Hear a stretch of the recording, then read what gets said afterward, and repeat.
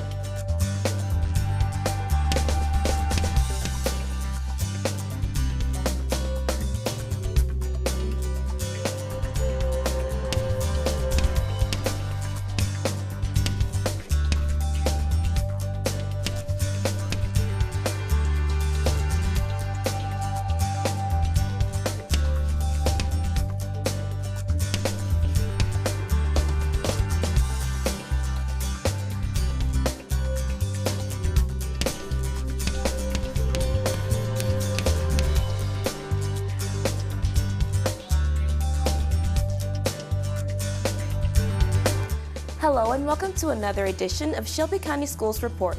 We're coming to you from the studios of Germantown High School Television on the Germantown High School campus. I'm Deborah Noel. And I'm Sarah Mayers. Each month we highlight various people, programs, and events making a difference in our school system. This month's teacher feature spotlights Central High School's Sandra Boyer, who recently won a statewide award. Parents will want to stay tuned for today's SCS Focus. Executive Director Allison Long is joined by Shelby County Schools Chief of Staff Brian Stockton. They will discuss some of the initiatives Superintendent Dorsey Hobson wants to put in place. Our School of the Month is recent Blue Ribbon School winner John P. Freeman Optional School. Later, we'll introduce you to a principal who has spent more than 50 years working for Shelby County Schools. And our Shelby County Schools calendar closes the show. The Holocaust is one of the most horrific periods in human history. It can be a hard lesson to teach in school, and it demands high level of sensitivity and keen awareness of the complexity of the subject matter. Sandra Boyer is not afraid to tackle the topic head-on. That's why she's our Teacher of the Month. He wasn't accepting people, he put them into death camps. When it comes to teaching the Holocaust, Central High School teacher Sandra Boyer is in her element. I've always had an interest in anything historical. World War II is it's a very important part of our history, and the Holocaust is something that's always interested me. Innocent people were being killed. Your family members were being killed. Should we have gotten involved in this? The Holocaust is so important to Boyer, she incorporates the topic into all her classes and has even invited survivors to talk to her students. She's really excited and enthusiastic and passionate about history and trying to make history come alive to our kids. That passion is one of the reasons Boyer was one of 3 teachers to receive the 2017 Bells-Lippmann Holocaust Educator Award, given by the Tennessee Holocaust Commission. I am humbled, I am honored. I do not believe I necessarily deserve it because there are so many wonderful teachers in our system that deserve this honor. She's truly worthy of it. I mean, we're excited for her. It obviously reflects well on the school. He wasn't accepting people, he put them into death camps. Colleagues say it's her unique approach to teaching the Holocaust that wins over students and helps them open up. She trusts them and she's respectful to them, and that same respect comes back. How can people with privilege make a difference to take that privilege away? Or should we take privilege away? She connects well with her students because she's real with them. She's a very genuine person. She's a little weird and a little off, and I think that shows that you're able to open up and be real with somebody. With the help of the organization Facing History and Ourselves, Boyer has been able to develop a curriculum that is eye-opening, challenging, and relatable to her students. The Holocaust is so graphic, it's easy to catch someone's attention through the graphic imagery or video of the camps or of how people were treated. But I like to talk about stories. I feel like I'm a storyteller. And so I'll take a story and I'll lead them down a road. I'll take them from beginning to end. And I believe that affects students more than anything else. It's through these stories that Boyer tries to instill life lessons in her students. I wanted my students to be more caring.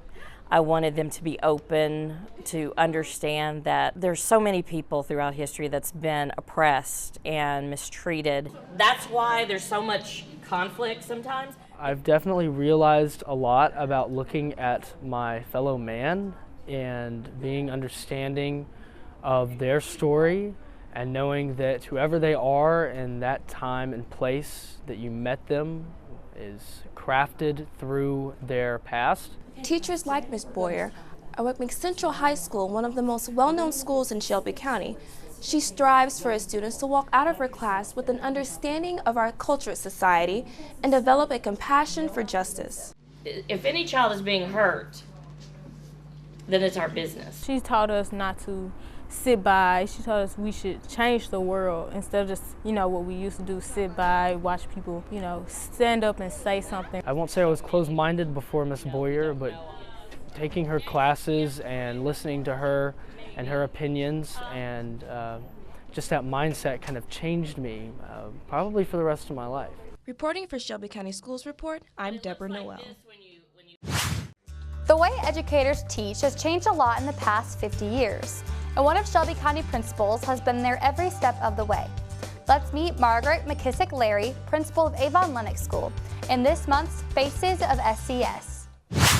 You'll be leaving us pretty soon now. We got to be sure you know all of the safety signs. I was born into a very, very, very, very creative family. My mom, born in Batesville, Mississippi. Back in the day, in Mississippi, if you were smart, you got a chance to teach. So she was kind of a teacher in a one-room school. Education was all around us. We had no choice. One of your favorite books, I see a smile. She never stopped being a teacher. You're talking well over 50 years of experience. I'm with the kids all the time. On Fridays when they have their incentive dance, when they've been good all week, I'm in there dancing with them. So I'm with them. That's what I like. We're a family here. Keep that in mind. We are here for whom? For the students, always. I like Miss Larry because she's my favorite principal. She's like a grandmother figure to me. She brings out the joy up in Avon Lennox. Every day, my brain is working. I'm trying to be creative. I'm trying to think of ways to make things better. We'll do a horse derby. At the farm. On the farm. Our students are very unique. They come in with a special set of skills. We're working on the skills that sometimes, our students might not have been thought of. Separating food group items as healthy or unhealthy.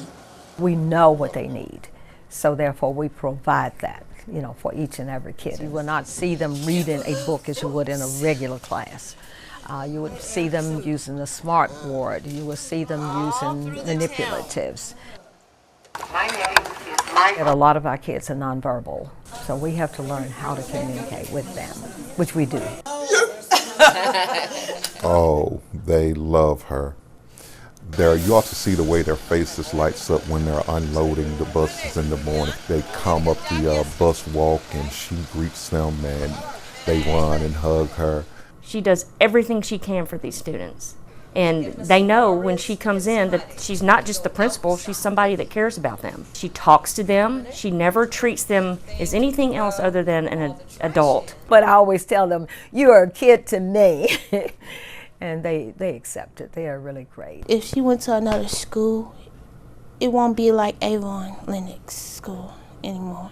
I found that if I surrounded myself with people who were committed to taking care of the kids, then we could make it. I've never seen a teacher she couldn't get along with, not one. I really haven't. I wouldn't call her strict, but she can be very demanding, and she knows what she needs to get done. The things on here are, of course, deadlines, and we meet deadlines, right? In our meetings, we exchange ideas and share successes and failures too. She pushes us to no end to get every degree we can get. She just keeps on and keeps on and keeps on until you finally relent and say, okay, I got it, I'm going. I think she's wonderful. I've never had a principal like her in my life. I love coming to work. I love meeting the kids and just feeling the joy that they have and having a place that's safe for them. I'm just thrilled to have been a part of her staff for as long as I have, and I want her to stay as long as she can. People are always asking, Margaret, well, when are you going to retire? Why should I?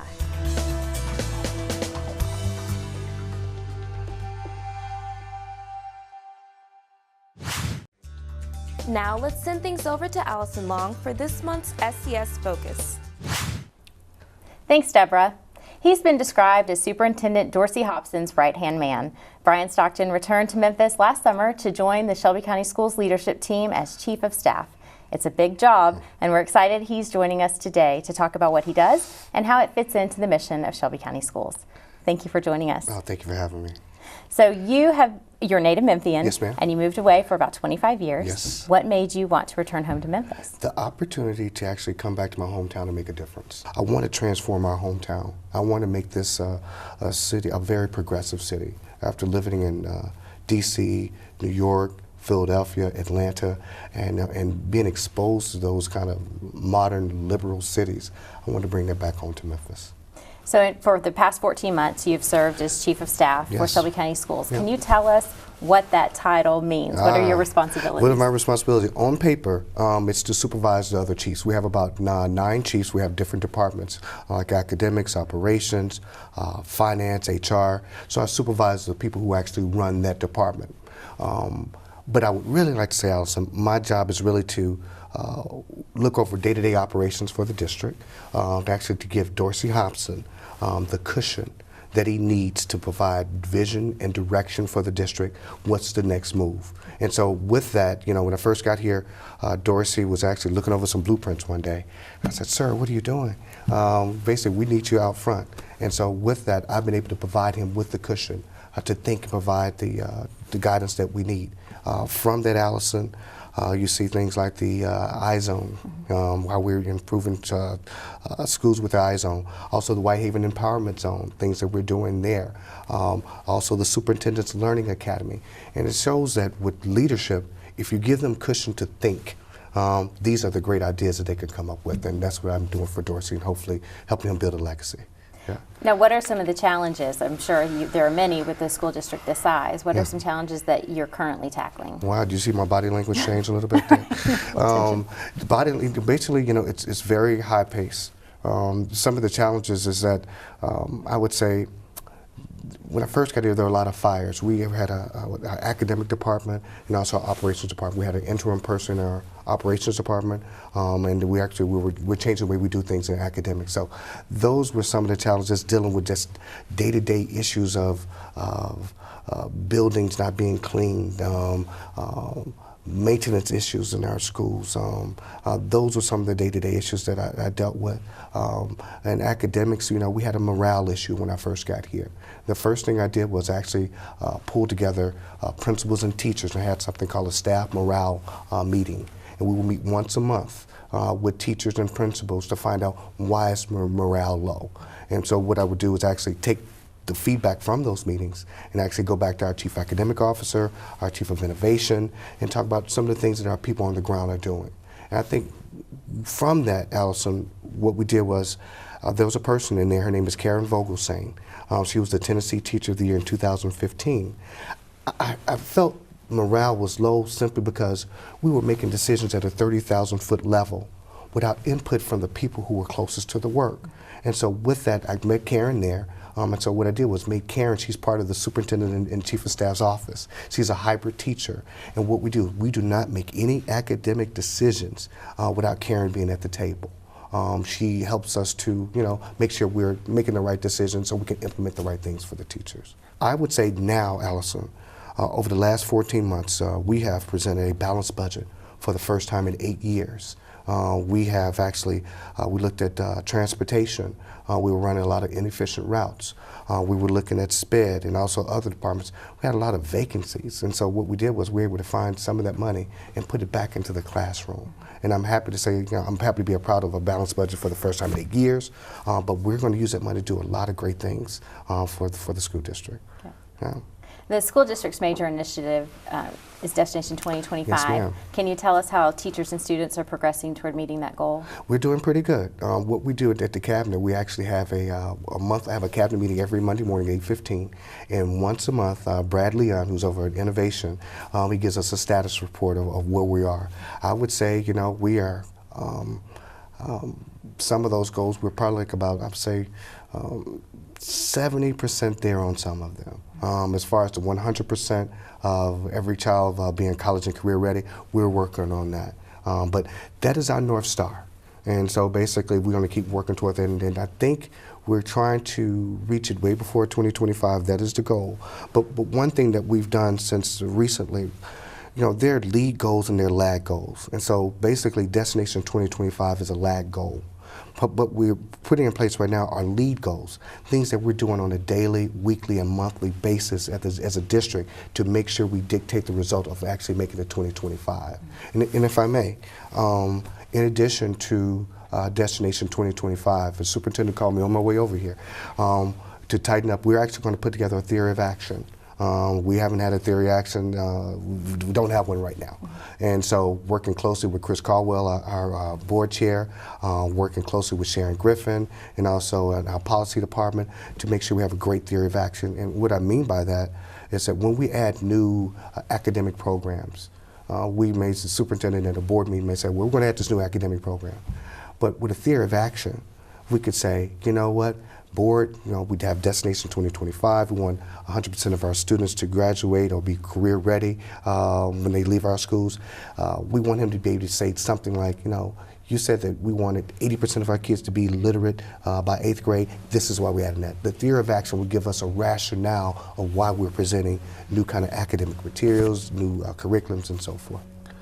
Yeah. You've also said in interviews before this one that I've read or seen, and just a minute ago, that you were providing cushion for the superintendent, yes, but also serving as a visionary of sorts. What do you see coming down the pike for Shelby County Schools in the future? Well, we just had a team of people led by our new business operations chief, Beth Phelan. They just got back from Joplin, Missouri to look at 21st century schools. And so basically we are looking to next year basically start breaking ground to build, the latest state-of-the-art schools that we have out there. And so we sent them out there to see basically the open environment, a lot of glass, and how we can actually combine classrooms. So again, new schools, just what's down the pipe for us. But also, the critical focus schools. I'm not sure if we talked about that. One thing that we have a lot of schools that are in the low 10% in the state. And so instead of trying to close schools, and also let me say this, I don't want to be closing schools part of Superintendent Hobson's legacy. Because again, we've changed our focus from trying to close schools to try to help schools. Because when you have closed schools, we hollow out communities. And some of the neighborhoods where we already closed schools, we're actually looking to probably repurpose those neighborhoods and repurpose those buildings to actually resuscitate those neighborhoods. But the critical focus schools, instead of just closing schools, we're going to provide support to schools in the lower 10%. We're going to provide them with HR support. We're going to give them some money for recruitment. They have to present an academic plan. So trying to resuscitate all our schools and get them out of the bottom 10% in the state, that is part of our vision. We're impressed with you, and thank you so much for joining Shelby County Schools and for joining us today to talk about all of the things that you're working on. Wow, okay, that was quick. Thank you so much. So now let's head to Sarah Mayers for the School of the Month report. Sarah? This school year, Shelby County Schools had another reason to celebrate. Not one, but 2 schools were named National Blue Ribbon Schools.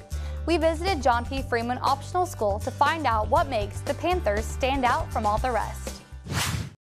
Arm out, stand down! Walk through the hallways and talk to the teachers at John P. Freeman Optional School, and you'll get the same feeling. They are a family. You have teachers that have been here for 25 years. You have where parents have gone here and then they send their students here. It's just a very big, family atmosphere. Teachers, we collaborate together, we work together. It's not unusual to come up here on a Saturday and we're all up here working together. Right now we're getting ready to go into reading, okay? JPF, as it is affectionately called, is one of the few K-8 schools in the district. and it's an optional school. 2 factors parents and teachers say make it one of a kind. Research shows that the K-8 environment itself gives us the opportunity to see children grow, really understand their needs, deficiencies, their strengths, and we're able to build on those from year to year. Our students, you know, they love to be driven and to be pushed higher than what's expected most of the time at other schools, I believe, in our actual neighborhood. The rigorous curriculum that they've had here, they've had opportunities to expand their rise in terms of extracurricular activities, and also my daughters have enjoyed their time here. Early life, let's read about that. That's why teachers weren't surprised when J.P. Freeman was recognized as a 2016 Blue Ribbon School for the 2nd time. Our students, they achieve, it seems, higher and higher every single year. It's really hard to imagine us not getting it. No, I wasn't surprised at all because our students work extremely hard. Our teachers work hard. Our students are on grade level or above. They have high achievement. They excel in a lot of different things. I got excited because it's just one school out of so many other schools got picked to be in it, and just the fact that we get to be here, that I get to be here, is kind of amazing. This K-8 Blue Ribbon award-winning school accelerates education in students. With the amazing teachers and administration, they go above and beyond.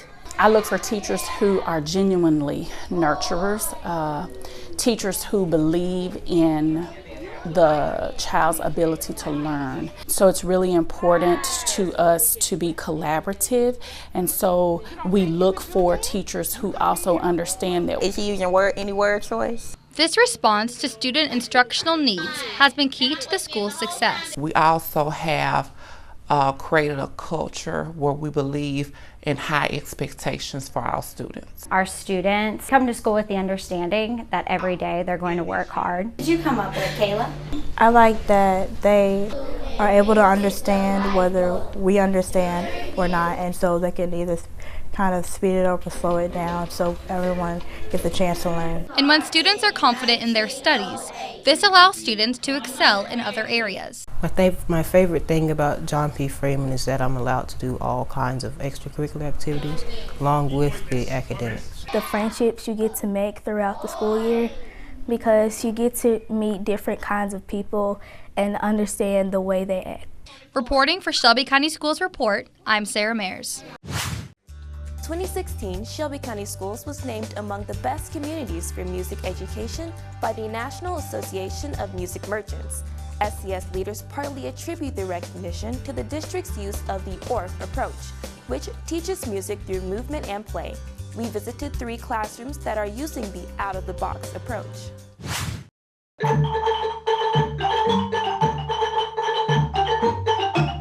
Music means a lot to me. Music helps me express the way I feel and what I like to do.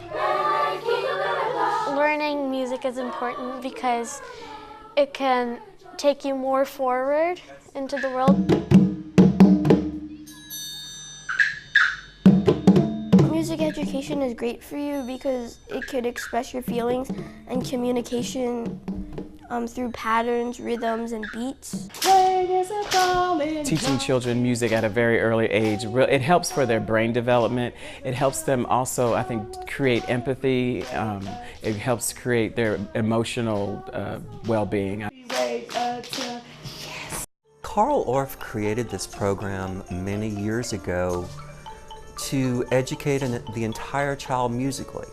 He wanted to have children experience music on an elemental level, which is the simplest level, and be able to sing, and to be able to use instruments, and to be able to move their bodies, so they could experience music completely in their entire person. It's very hands-on, and the music that we teach them, they can produce it immediately.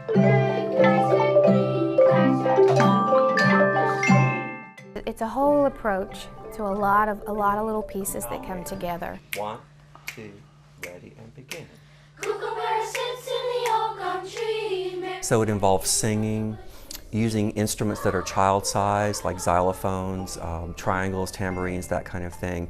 And it also has a movement component to get music into the entire body of the child. My favorite instrument of all, I think, is the xylophone, because each note has a different sound, like different pitches. And once we play, you could have a melody, and the melody sounds really nice.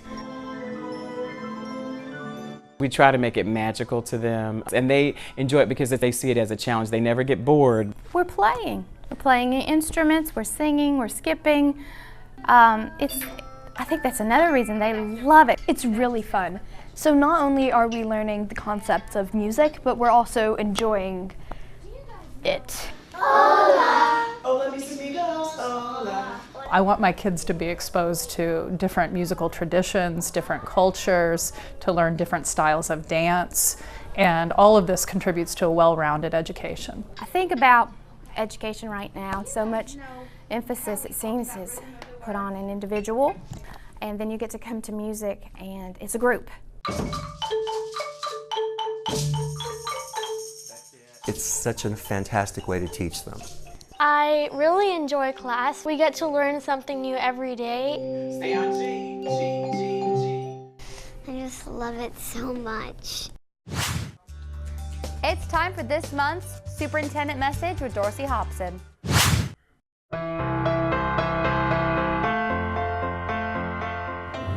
Greetings. I'm Dorsey Hobson, Superintendent of Shelby County Schools. We are wrapping up another great school year.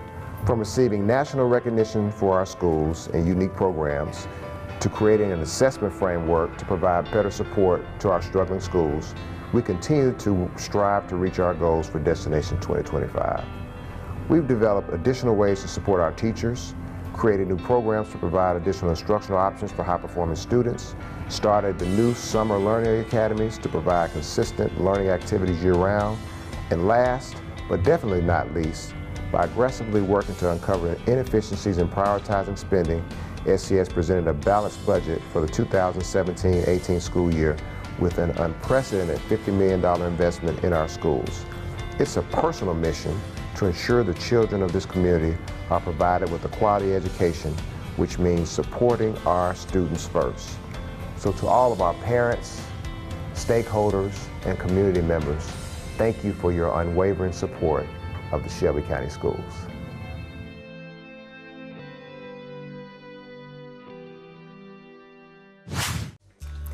Now it's time to take a look at our Shelby County Schools calendar. Here's what's happening in the weeks ahead. Summer school starts June 12th for elementary and middle school students. Registration will be held June 6th through 9th at designated summer sites. If your student is in high school, you must register at the summer sites on the date assigned, based on the student's 2016-2017 grade level. Seniors will register Monday, June 5th, followed by juniors on the 6th, sophomores on June 7th, and freshmen on June 8th. Parents, you must have a copy of your child's pre-qualification form and report card to register. Space is limited. For a look at the entire Shelby County Schools calendar, visit us on the web at www.scsk12.org.